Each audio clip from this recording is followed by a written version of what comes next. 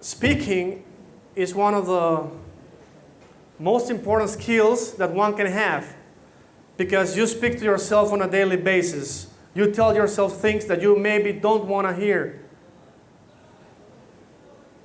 Or you can also tell yourself things that you want to hear. But if you don't know how to speak, you might not be speaking good to yourself either. But you are repeating yourself a story that you might not want to hear. Because speaking is not just storytelling. It's about the story that you create for yourself. Because when you talk about your life, when you talk about it, you tell yourself a story. Whether you tell it to somebody or to yourself about your past or about your future. And also when you're doing business, you have to create a good story if somebody is going to buy your product. So our event is about stories.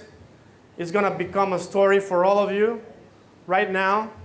Just like that moment when my brother told me a thing that is nothing related to anything at all, brought me here. Maybe it was that.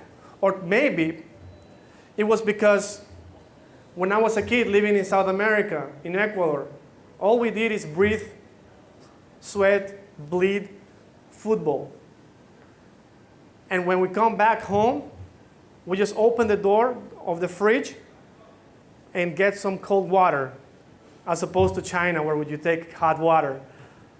And I remember opening the freezer where there's ice, and I told my friends, I wish I could live inside of a freezer. I don't know if it was that year I moved to Sweden, which is a freezer on Earth. And then I lived in St. Petersburg, Russia. I lived in Moscow. And it just became a freezer all over. Is it because I just manifested the words? I just said that and it became that?